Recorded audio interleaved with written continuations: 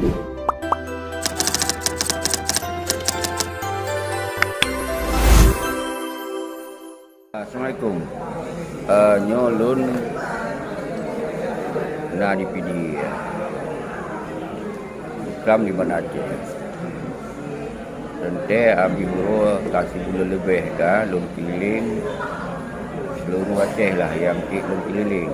Lum kumpulkan membantu para darah-darah pejuang, darah sultan, darah raja, darah lengkuan. Ulunnya belum sampaikan secara tegas. Aksi tanggal 20 bulan 10 nyo hanali mulu tak maju.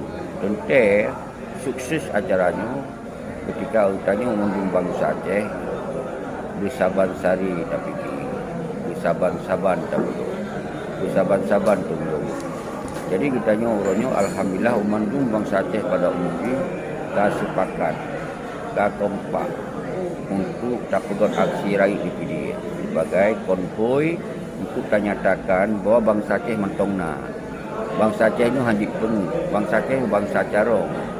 Cuman karena baru dikira nyan panglima betul, rupanya panglima pengkhianat. Dikira nyan panglima agama betul, rupanya panglima tibang. Jadi sabarlah ke 18 tu. Nyo kita mau 10 hanali sabar.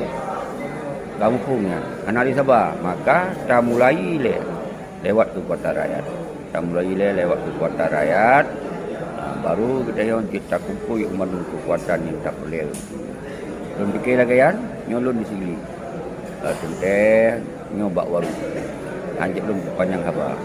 Yang sangat penting belum himbau kepada UNRWA buat tagai 20 2022 akhirnya kita kumpul titik kumpul di tepi raya.